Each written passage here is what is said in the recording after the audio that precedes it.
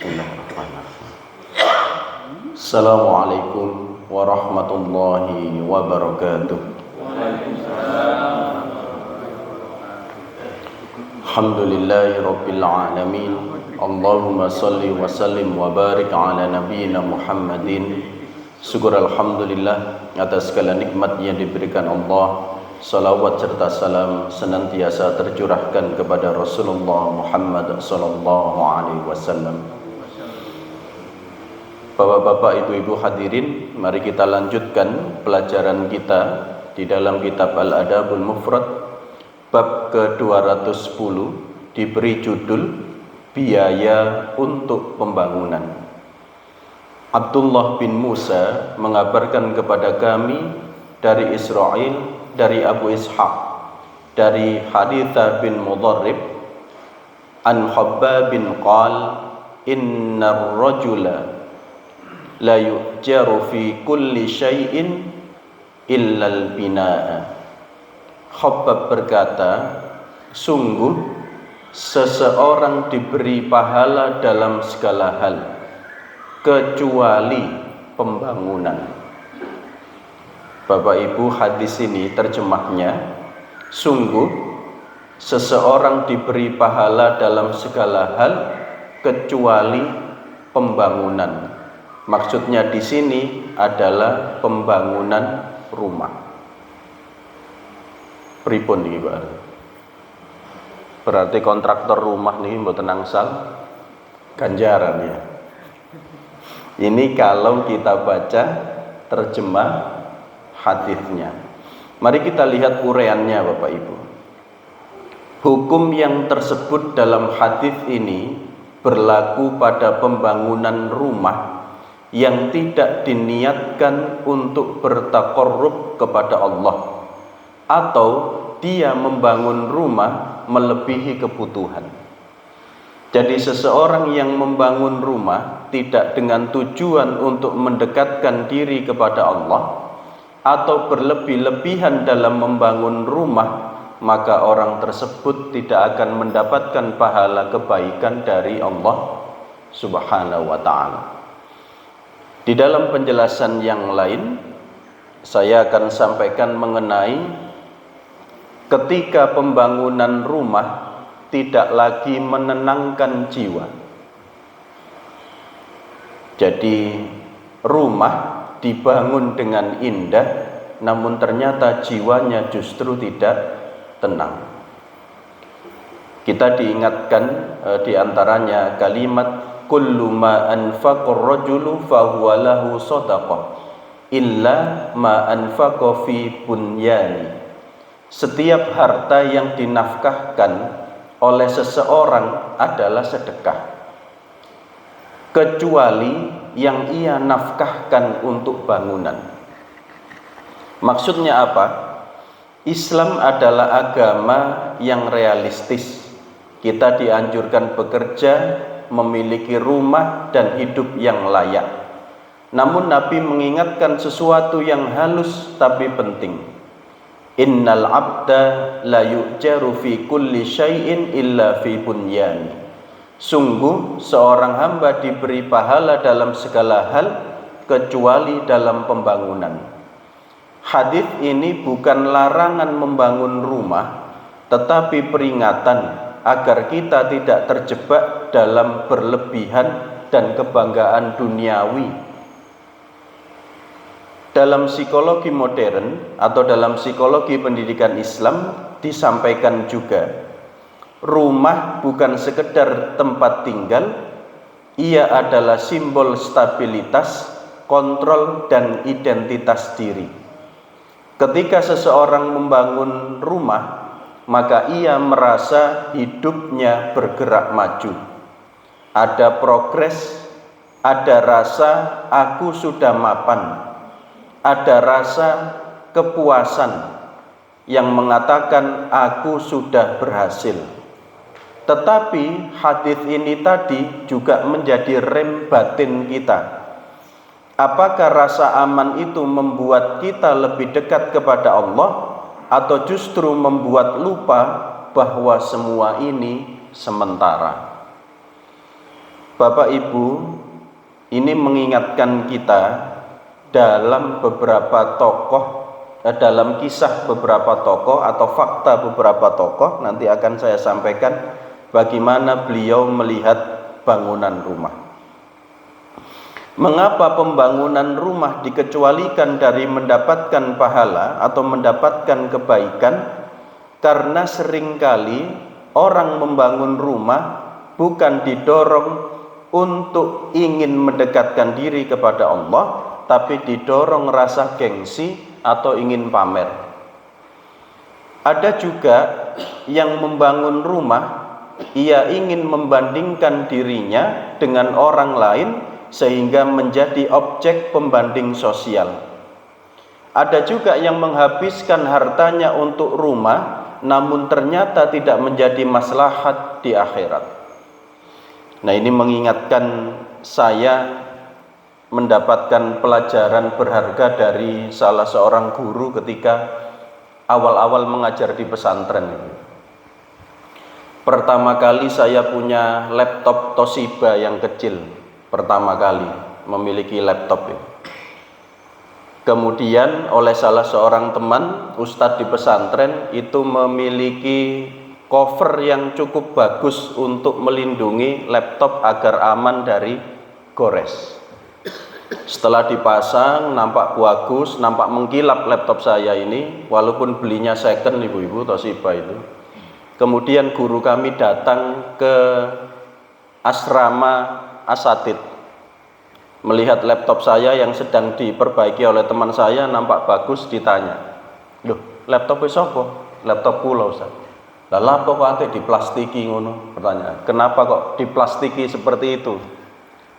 "Nggih kersane gaya, Ustaz." Jawaban saya begitu. "Nggih kersane gaya, Ustaz, supaya gaya, Ustaz." "Lah nek urip gaya-gayaan ayo kapan oleh ganjaran?" Ngoten jawabannya. Terus kula tolak-tolak dengan sesama ustaz. Iya. Jadi hari ini ketika kita membeli, melakukan sesuatu, merenovasi rumah, maka kita ditanya, innamal a'malu binniyat. Lah bocah omahe diwapiki, ya cek didelok wong ketok apik. Lah bocah lawange diganti, ya ropos. Akeh totore, ndak ada masalah gitu. Atau bahkan mungkin berlebihan, beli pintu saja 10 miliar. Iki lawange tok iki. Jati tahun 1 Hijriah. Mboten main-main. Tambah emas, engsele mawon saking emas. Lah niki lawange tok pinten? Murah 10 miliar. Wah. Rak ngoten asane iki nggih. Ini sekali lagi hati-hati, karena ternyata justru kita memiliki rumah yang sejatinya untuk mendekatkan kita kepada Allah, tapi ternyata isinya lawange riak, cendeloe riak, plafone riak, gentenge riak. Nah, ini kan bahaya juga. Ternyata tidak mendekatkan diri kita kepada Allah. Di sisi yang lain tadi kita diingatkan, jangan sampai hal itu menjadi objek pembanding sosial. Kadangkala, mohon maaf, sampean gak mampir rumahku, awalnya saya nih, sampean gak mampir rumahku, sebelan di omah sampean, lala nang desa iki, delono masing gawat dhewe, burine, ya iku omahku. Ternyata bukan rumah yang besar itu. Kadangkala hal itu terjadi, gitu, menunjukkan eksistensi bahwa kita merasa, wah aku iki lho sukses. Omaku gawat deh, omaku dukur dewe, tonggo-tonggoku kalah mbak aku. Nah ini kan bahaya juga ternyata. Nah riaknya ini, gayanya ini. Ini yang sekali lagi bagi umat Islam, kita diajarkan Rasulullah itu tidak demikian. Berbeda dengan sedekah, nafkah keluarga atau membantu orang lain, pembangunan fisik atau pembangunan rumah itu tidak otomatis berpahala kecuali jika diniatkan untuk kebaikan dan kemaslahatan. Ini contoh. Umar ibn Khattab, Sayyidina Umar itu menyampaikan rumah itu perlu, tapi secukupnya, kata beliau. Sayyidina Umar tidak melarang rumah yang layak, namun beliau tidak membangun rumah mewah. Meski menjadi pemimpin besar baginya, rumah harus membantu menjadikan ketaatan, bukan memicu kelalaian. Saya lupa hadisnya, tapi beberapa kali itu diceritakan. Rasulullah itu pernah tertidur sampai kelewatan waktu sholat atau apa, mohon dikoreksi, gara-gara alas tidurnya yang nyaman begitu. Enggak ya? Nanti mireng gitu. Kemudian oleh Rasulullah alas tidurnya itu diapakan? Tidak dipakai lagi. Padahal saya yakin waktu itu belum ada spring bed. Gitu. Kamar kita ini kurang nyaman apa yang membuat seringkali kita kebablasan? Kasurnya, spring bed mereknya luar biasa ya. Kalau ditiduri itu tulang lurus ya, osteoporosis hilang ya. Kan banyak sekali manfaat kasur ABC.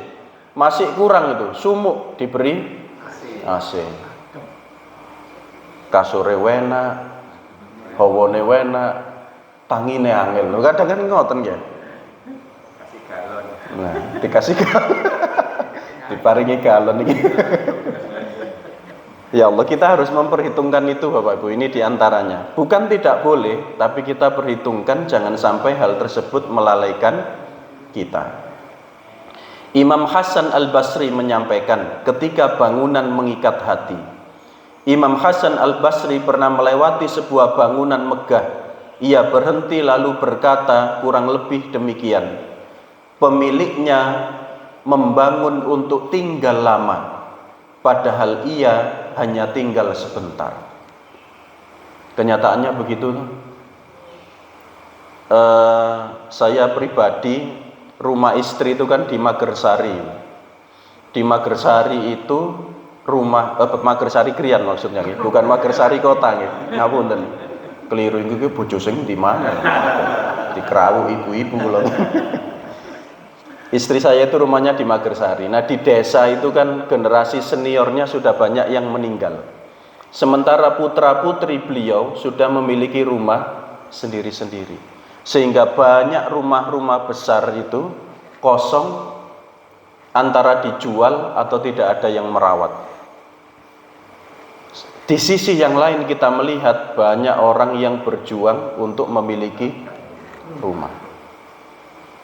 Nah, ternyata kita diingatkan sehebat apapun kita membangun rumah, paling dihuni sampai usia berapa tuh? Setelah itu, wallahu a'lam sudah. Nah, ini menjadi perhatian kita. Kiai Haji Ahmad Dahlan menyampaikan sederhana demi dakwah. Beliau pendiri Muhammadiyah dikenal hidup sederhana. Beliau tidak menjadikan rumah sebagai simbol kehormatan, padahal kedudukan dan pengaruhnya besar. Andai kata beliau mau, sangat memungkinkan. Dengan kepercayaan masyarakat, dengan donasi atau infak dari masyarakat. Namun beliau justru harta tenaga beliau lebih banyak dicurahkan untuk pendidikan, untuk dakwah dan menolong kaum du'afa. Bagi Kiai Haji Ahmad Dahlan, nilai hidup bukan pada apa yang dimiliki, tetapi manfaat apa yang ditinggalkan. Masya Allah. Bapak Muhammad Nasir, rumah boleh sederhana, prinsip jangan. Rumah boleh sederhana, tapi prinsip jangan. Beliau menyampaikan, seorang tokoh nasional, tokoh Muhammadiyah dan mantan Perdana Menteri ini, mantan Perdana Menteri, kita ini mantan, hidup dalam kesederhanaan hingga akhir hayat.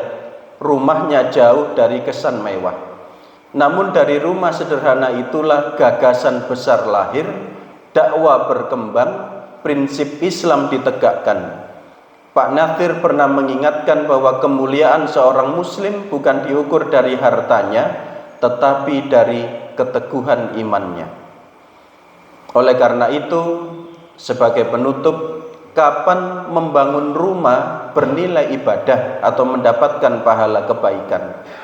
Membangun rumah bisa bernilai pahala jika niatnya menjaga keluarga dari maksiat kepada Allah. Jadi niat awal ditata membangun rumah untuk melindungi keluarga agar aman, dan rumah itu menjadikan keluarga terhindar dari fitnah, dari maksiat. Setidaknya ketika memiliki rumah, memiliki kamar, maka aurat kita terjaga. Dengan wilayahnya apakah masih ada rumah gedek, Bapak Ibu? Sudah tidak ada ya. Hampir di kanan kiri kita sudah tembok semua. Dulu ketika rumah itu masih apa istilahnya mereka? Gedek nggih sami. Rumah masih gedek, kadang niku kan enten tiyang mendayo didok-dok mboten enten ditengke. Gitu. Soalnya gedek ini kan masih ada celah-celahnya untuk ngintip, diintip. Gak ono wong itu kan mboten angsalnya. Nah, sehingga kita memiliki rumah yang aman itu diantaranya untuk menjaga keluarga kita dari fitnah dan menjaga diri dan keluarga kita dari maksiat. Pembangunan rumah berpahala jika digunakan untuk ibadah dan untuk mendapatkan pengetahuan atau ilmu. Jadi di dalam rumah, sebagaimana Pak Natsir sampaikan, prinsipnya jangan sederhana walaupun rumahnya sederhana. Keilmuan berkembang di dalamnya. Dan yang ketiga, rumah menjadi sarana silaturahim dan sarana dakwah. Rumah yang sederhana namun penuh zikir lebih bernilai daripada bangunan yang megah namun melalaikan orang yang tinggal di dalamnya. Ini terkait dengan penjelasan mengenai salah satu hadis, sungguh seorang hamba diberi pahala dalam segala hal kecuali dalam pembangunan. Sehingga kita memahami hari ini apa sejatinya fungsi dari rumah tinggal kita masing-masing. Insyaallah ini yang bisa saya sampaikan, kurang lebihnya mohon maaf. Kita tutup dengan istighfar dan doa kafaratul majelis.